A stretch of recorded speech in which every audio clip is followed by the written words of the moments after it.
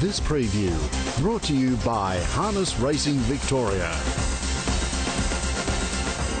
Yes, one of harness racing's biggest nights, Melton, the Breed for Speed night, and it's just going to be an absolute ripper. Great Southern Star is our major race. We've got heats and final. We'll be running the final later on during the night. It's just going to be an absolute smorgasbord of trotting only at Melton. The first race on the card is the Lynn McPherson Breed for Speed Bronze Series final, featuring some of these up-and-comers from country areas who have qualified. Purple People Eater actually ran a place in the Breeders' Crown final last season as a 3-year-old. She resumed. She was beaten first up at Maryborough, but not disgraced. A horse called Death Defying was able to beat her, but she sat in the breeze. Death Defying now goes to the second line. Purple People Eater much fitter for that run. Tipping it on top the 4 to beat number 8, Sweet Dreams. This is a Swedish bred horse. Has only raced in Australia. It's no superstar, but it's been able to win its latest 2 at Bendigo and Maryborough. And the strong Chris Lang team rates nicely here.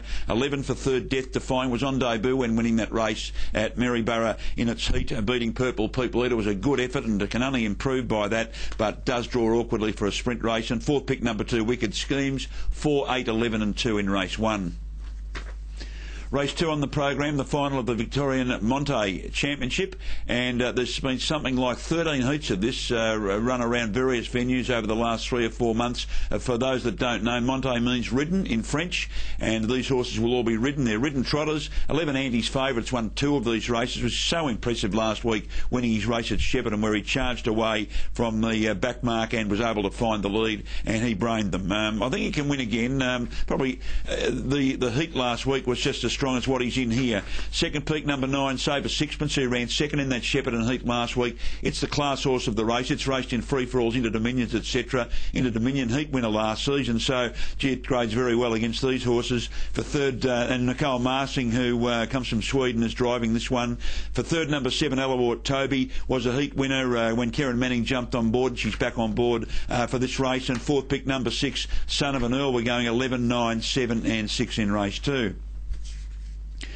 Race 3, the first elimination of the Southern Star, and we're tipping here number 2, Elegant Image. This is our first special of the evening too. I think the top 3 placings will go through to the final, and the balance of the runners will be made up by the fastest non-place getters. Here's the replay of Elegant Image. We're going back 2 starts when it ran third to Vulcan, and what you won't show in this replay, it was tailed off early. To get up and run third was an almighty effort behind Vulcan, who's one of its main dangers, or one of the dangers tonight in the other heat, and Earl of Mod is one of its main dangers here. Looming up, Stig kicking on with him. It's Vulcan from Stig. Vulcan going home best, and Vulcan won it. Second, Stig. Third, I didn't do it. My high expectations. Yeah, that was a race that's a pretty good indication for this, because that was over the same journey here on this circuit 2 weeks back, and Elegant Image this time draws to lead. If it doesn't, it's going to be in the leading group throughout. We'll settle a lot closer. No luck here last week from an awkward draw. Number 9, Stig for second. I don't know what to make of this bloke. He is a superstar in New Zealand. He was back to somewhere near his best when running second to Vulcan last week. Was a good effort. I think that might have been the replay we just actually showed you for Stig. Look, I think he's peaking at the right time. He worked hard to find the breeze last week. He does draw the second line. Not a good spot to be, but he's a quality animal. 1 for third, Earl of Mott. Like this bloke, he's an old timer now, but gee, he's drawn the perfect galley, and he's racing in pretty good form. Forget last week's run where he just didn't get into the race after being badly held up, going his second to Vulcan the week before. And 4th pick number 10, number 4, Keystone Dell, who won up in Sydney, won the Glenferrie Farm Mile on Inter Dominion Day, and won in a fast 154.9, a fast class race before that. He's a real speedster. 2, 9, 1 and 4 in the first heat of the Great Southern Star. Race 4, the second heat of the Great Southern Star, and we're tipping here number 6, Sovereignty. Liked it last week. Things didn't pan out because the Fiery Ginga didn't hold the lead, and Sovereignty was forced to 3 back to pegs. Didn't get a crack at them. Held up at a vital stage and flew home, went second to Keystone Dell before that at Menangle. But look, this time I think he's got the gate speed to lead them. If he doesn't, he sits outside Aleppo's Sunrise and can still probably win the race from there. So 6 Sovereignty to beat 1 Aleppo's Sunrise. Certainly not the best horse in the race, but it's well drawn. loves to be in front, and it's only a sprint race. For third, number 11, Vulcan, who's been back to his best, winning his last two here, but he has got his work cut out from the extreme draw over the short trip. And fourth pick, number 10, I Didn't Do It, who's ideally a front runner, won't be in front here, but he's a fast beginner. He'll be amongst them before not long after the start. 6, 1, 11 and 10 in race 4. Race 5, the Prince of Speed, and I think this is one of the big highlights on the card. If not the highlight, it's close to it. Tipping here, number 6, Roy Hobbs.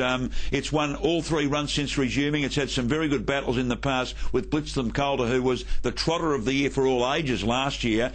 He's won his last 2 of his 3 runs since resuming, but I'm not really overwrapped in the way he's handling it at the moment. He doesn't seem to have... he's still a bit green, and he probably shouldn't be after that season of racing where Roy Hobbs has really come to the fore and been terrific in recent runs. Sipping 6 to beat number 5, Blitz Them Colder. Third pick in the race, number 8, A Dream Lover, a Kiwi. Ran second to New Zealand's best young horse in Royal Aspirations at Addington at its latest run, and absolutely flew home from miles back. I expect a very good run, first run in Australia for Dean Braun, with Luke McCarthy taking the driver. Won the Boss Man, won at Maryborough during the week, and it did run second to Blitz Them Colder in the Australian Pacing Gold final late last season. The Breeders' Crown final make that, and I think with the Ringcraft it's developed this season and the pole draw, it makes 4 good winning chances. 6, 5, 8 and 1 in the Prince of Speed.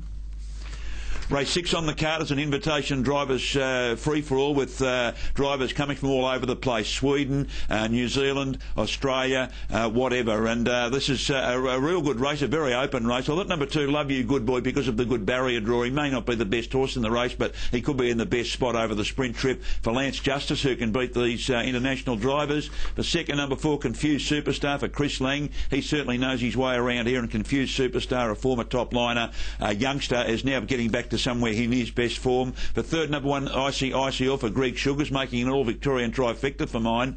Trained by Chris Lang. Not at its best at its last couple, but it draws an alley for a change. And fourth pick, number 13, Danny Cash for Anthony Butt from New Zealand, driving for Karen Manning. Very good horse in the past. It had one run back from a spell. It'll be improved vastly. 2, 4, 1 and 13 in race 6. Race 7, the Breed for Speed Gold Series final, and I thought a very interesting race here for these trotting mares.